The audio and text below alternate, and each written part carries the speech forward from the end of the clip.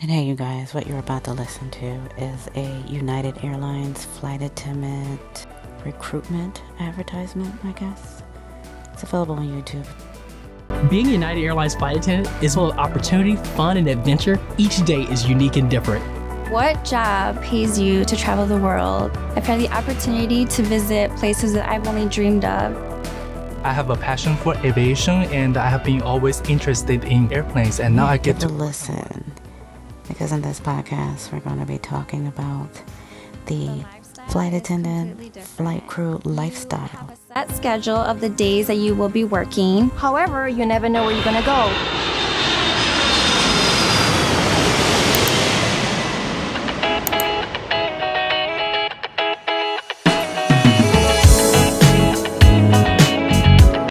Yes, the lady was right. You might not know where you're going to go on that particular trip just because it depends on what type of flight attendant you are. Whether you're regional or you fly domestically or internationally, how new or senior you are a flight attendant. What type of flight attendant? Are you a reserve flight attendant? Or are you a line holder? And things like that the average Joe has no freaking idea about what I'm talking about. Because it's not your industry. But in this podcast episode, I'm going to teach you. So let me start off by apologizing. If you hear like a highway in the background or a horn beeping from a big rig, a Mack truck or something like that, well, that's because I'm an actual working flight attendant and I'm in an actual hotel room on an overnight, and the geniuses here decided to book us in rooms that face the highway. So don't think that I'm not going to be filling out a report about this nonsense. The whole purpose of staying in the hotel is to get some rest. So I'm rested for the next day and can do my job. But no. I hear trucks on the highway. Come on, people, we got to do better than this. But anyways, so yes, the flight attendant lifestyle. And this is one of the things that you'll come in contact with the flight attendant lifestyle is hotel stays, obviously. Some hotels are great. Some overnights suck. Okay. Now, the other overnight I had in Quebec, in Montreal, that new hotel, it's a nice hotel. However, it is by a crazy busy highway intersection duplex area. Now, luckily, they put us at least on the 12th floor, so it sounds very faint. It won't bother you. You'll sleep just fine. I did. But, if I was any lower than that, it would have bothered me big time. But that's one of the things that come with the lifestyle of being a crew member, flight attendant, pilot, doesn't matter. Now, I will tell you that certain airlines, Delta, I believe, if they're still doing this, and I do believe they are still doing this, but they separate their pilots and flight attendants when it comes to their overnights. They put them in different hotels. Now, in the past, from what I was told by a pilot who had been flying for at least 15 years, when I had started, he had been in that game for that long. He said that the pilots had an extremely high divorce rate. And mind you, airline pilots, U.S. military, and police officers, they're all in the top 5, if not the top 3, for the highest divorce rates as far as occupations are concerned for men. Yes. I believe it's airline pilots, number 1. Number 2 is police officers. And then it's U.S. military. I don't know. I have to update myself on those statistics. That's what it was when I read about it. It was a while ago, folks. But anyway, Delta had a really extreme high divorce rate for their pilots. So it was some kind of wives association or something got together, I believe. This is the story I was told now. And pushed for the airline to separate the pilots from the flight attendants when it came to the overnights. Or what like people like to say, layovers. Yes, it's really cute when you guys say that to us because you act like you know the lingo and all that. The layover. I'd never say layover. I feel like that's a term from like the 70s and 80s. We just say overnight, at least at my airline. But anywho, yeah, so that ended up happening. And they implemented that. And from then on out, the pilots and the flight attendants stay at different hotels. And then they just, coordinate to meet at the airport the next morning, afternoon, or evening for their report time. But yes, that's how they do it at Delta. Or I believe they still do it at Delta that way. Anyway, so at most airlines, in the U.S. anyway, I'm speaking as an American person, as an American citizen working for a U.S. airline. When you start out with an airline, when you're first hired, more than likely, you're going to be on reserve. And what reserve means is you're going to be on call. Now, mind you, there's different on calls. So you have, if you're on reserve, which we'll title it RSV, or RRF. When you're on reserve, you may get a schedule. The whole schedule is just on call. So you may be on call from Monday through Saturday. That's 6 days in a row. And you are supposed to be on call from maybe 5 a.m. to 7 p.m. for each of those days. Now, they may call you and give you a 4-day trip because somebody called out sick or was injured or whatever happened. Or it's just a trip that was an open flying and it just hadn't been assigned to anyone. And so from that Monday through Thursday, you have that trip. And whatever that trip entails, it might not be a 5 a.m. report. That trip, they assigned you the trip the night before. Your report time may be 12 p.m. You come in and do 2 legs somewhere. Next day you do 3 legs somewhere, an overnight in Montreal. And the next day you do 2 legs somewhere, an overnight in Wilmington, North Carolina, and get to chill out by the beach. I don't know. So you get that trip. And then you get back home on Thursday. You still have Friday and Saturday where you have to sit on call. It might be from 5 a.m. to 7 p.m. You may get 10 a.m. to 11 p.m. or something like that. And that's just how it is. Now, there's another thing called RAS, or AKA hot reserve. That's where you're on call, but you don't get to sit at home and wait for them to call you. You have to go to the airport. You can sit in the crew room or just be in the airport vicinity, but you have to be physically at the airport ready to go, because when they call you, they're going to assign you something, and usually it may be something like you got about 30 minutes to get to the aircraft. 15 is the minimum. And that's why you have to physically be there at the airport in that terminal. Or terminals. Or in that terminal. And get to the airplane. Anything could have happened. The flight attendant could have passed out that was working the flight. Or there was a no-show. Flight attendant didn't show up. Or whatever may have happened. And they need somebody right then, right now, to try to save the flight, to keep it out on time. And you got to run. You got 15 minutes to get there. That's called hot reserve. That's called RAS. Ready, available, standby. And you're right there in the airport. So that could be anywhere. They might assign you to be there from 5 a.m. to 12 p.m., then 12 to 4 p.m., and whatever it is they give you for RAS. So that's RAS. Now, you could be on reserve as a new hire flight attendant anywhere from, at my regional,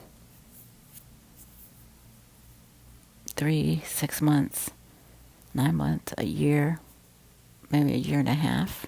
It depends on what's going on in the industry and how fast people are leaving and coming into the airline. Okay, and with that comes all kinds of, lifestyle adjustments. It's kind of hard to eat well in the airports. The airports have gotten better with some of the food to offer that's a little bit more healthier, but who wants to pay $25 for a salad that's wilted and crappy? So there's a lot of meal prepping that goes into it. And you'll see like flight crews walking around with big black lunch bags and stuff like that. You can't ideally have all your meals for your trip, but maybe 2 a day, your breakfast and lunch, and then maybe you buy your dinner and things like that. But it's also not just a way to save money, it's also a way for us to kind of control what we're eating and for things to not get out of control.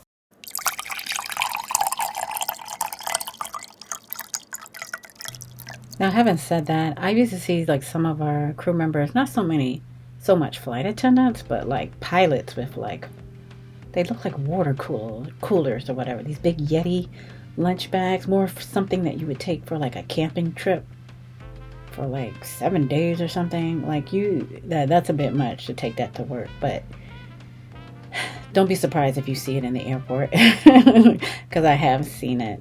So more about the flight attendant lifestyle. We work our minimum days off that's required by our flight attendant contract is 11 days. So we have to get at least 11 days minimum. It doesn't matter if you're a line holder, on reserve, standby, or anything like that. It has to be a minimum of 11 days. Now, most of the line holder schedules will be a little bit more than 11 days. Most of them. That's with my company anyway. The maximum days off in a scheduled line, and it's been this way for a few years, has been 15, and those are what we call our low lines. We have something in our contract where we have a few of our schedules for whatever month it is, which have to have at least 15 days off. Now, the restriction to that is that you can't get a low line that has 15 days off and then go and just add all these extra trips to it if you want to build it up. You have to keep it at 15 days off. You can't add more trips and then make it 12 days off or something like that because you want to. So that's the rules for that. And we could have scheduled into our line schedules, they're called high lines, where you basically high lines are supposed to be scheduled to the point where you have more flying, which would initially get you more money because you're flying more. But the way our schedules have been lately, that you could have a line with the minimum days off 11 days off, but you don't necessarily, your hourly schedule, ours is a minimum of 75 hours a month, but that necessarily means just because you have a line schedule that's 11 days off, you're going to get paid for 90 hours. I know this sounds very low to the average Joe that works 40 hours a week. We get paid differently as far as flight crew. We get paid per flight hour is what we're paid. And for most airlines, we're not even paid when we begin the boarding process, which we should, because once the first passenger walks on board my aircraft, I am working. If somebody passes out or whatever, I have to babysit these people as soon as we start the boarding process. But we're not getting paid for that. We only get paid when the door closes, and this pay stops when the door opens when we get to our destination.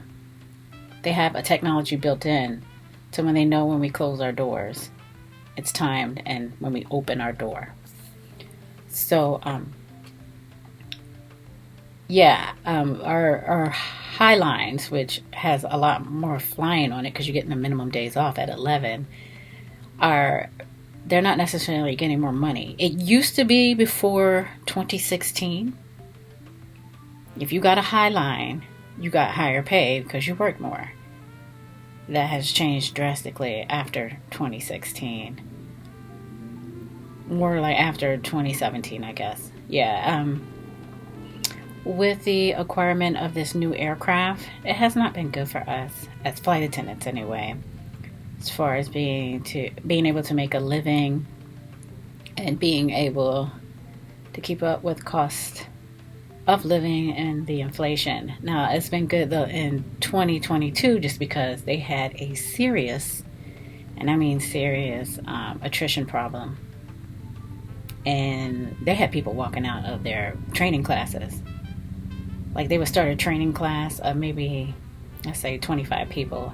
At the end of the training class, maybe they graduated 6. Because people would be called up from other airlines that were hiring and they would just leave in the middle of the training class. So that's on them. And at that time, they weren't offering like bonuses for people to come here and things like that, like their competitors were. Like their like our brother and sister airline were. They were offering like bonuses to come in, $1,500 after training, and then another $1,500 maybe 3 months later or whatever it was. They were both the brother and sister airlines, regional airlines, were trying to be competitive to maintain and keep people because they had the same staffing issues as my regional does, and it took some talking to get them to like step up and realize that they need to offer some bonuses. And I mean, they saw it themselves when they really couldn't keep people. So then they came to us out of nowhere and said, yeah, we want to bump the pay up a little bit. So, of course, we knew we had the power then, and we negotiated more than what they wanted to offer. But yeah, that's part of the lifestyle. Bidding for our schedules. What we do normally do every month, we bid for our schedules. We call them lines. And these are already scheduled for the month with trips on them. And you can bid by, you want weekends off, you'll look at those line schedules. Some people want the weekdays off because maybe they could see their kids or whatever, and then they might want to work weekends. So then there's line schedules where you work all the weekends for the month. And then there's some line schedules that are mixed. You have half the weekends off and half the weekdays off. They're also pre-scheduled into, like, there could be a line schedule that has you work all mornings, and mornings can be anywhere from like a 5 a.m. report to maybe 9 a.m. reports, things like that. Or you may want to work all afternoons. That's what I prefer, working all afternoons. Mostly. Now, most of our trips here at this company are 4-day trips. In the past, they used to be mixed 2-day trips. You leave on a Monday morning, and you return. You spend the night somewhere for your overnight on the East Coast, more than likely, maybe Midwest. And then on Tuesday, you return at, 2 in the afternoon back to your home domicile. That's a 2-day trip. 3-day trips, you're going to have 2 overnights. As the people like to say, layovers. You have 2 layovers. You're going to leave Wednesday out of your domicile. Let's say your domicile is Dallas, okay? DFW. You leave on a Wednesday. You do your 2-3 legs or whatever it is somewhere, and your first overnight may be in St. Louis, or layover, whatever you want to call it. And then you operate 2 legs, and then your next overnight is in Boise, Idaho. And then the next day you do 2-3 legs. Your very last leg is going to have you come right back into Dallas, Fort Worth. So that's Wednesday, Thursday, Friday. Friday, you're back in Dallas, Fort Worth. You're done. That's your 3-day trip. But this is late, or the last at least 4 years, a little bit more. Our trips at this regional have all been mainly 90% 4-day trips, which I dislike. Me personally, I prefer 2 days and 3 days. But with this company, if they do 2 days and 3 days, they do them right behind each other. So there's 5 days straight. With at least in the middle of the 2 day and 3 day, you're home for one night in your domicile. So we get to, as flight attendants and pilots, we get to look over the schedules a month before, usually about at least 2 weeks before the next month. So let's say we're in February now. I've already put in my bid for the schedules I want for March. And then after a few days, I'll know which line schedule I get. Now me, I prefer weekends off. I have enough seniority. I should be getting my weekends off. Sometimes I don't want every single weekend off. I may bid and put in for maybe 2 weekends off that month, and then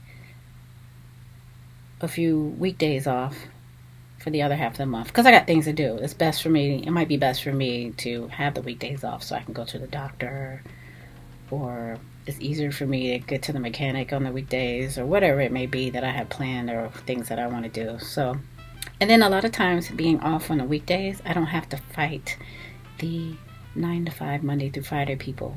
Like, they're at work 9 to 5, so I can go into the grocery store, Walmart, wherever, Target, and there's less people in there because they're at work. I'm off, so I can like navigate and float around and have to deal with less foot traffic, which is great for me. So this is going to conclude part 1 of the flight attendant lifestyle, because there is more to this than just one podcast episode, and we'll talk more about that, how life can be while dating, since we are physically away from our partners, things like that. How one has this lifestyle with a family and children. I don't know how people do it, but they do. I can see, I don't know. I just don't know how people do it. But it gets done and people do it.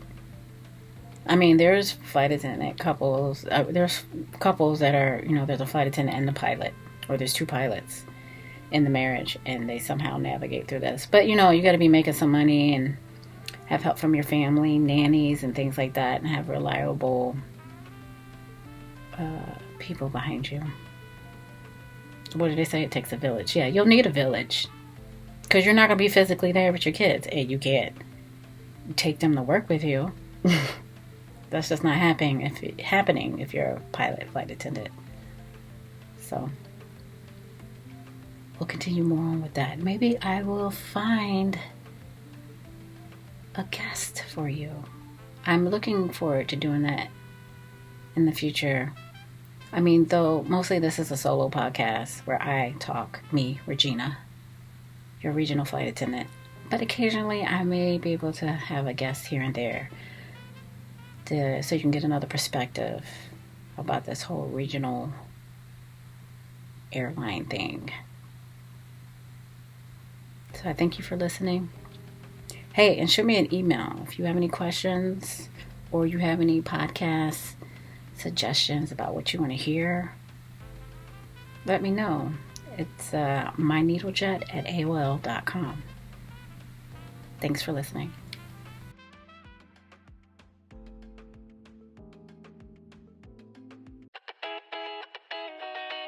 And don't forget, folks, that every Wednesday at 10 a.m. I will upload a new episode of My Needle Jet.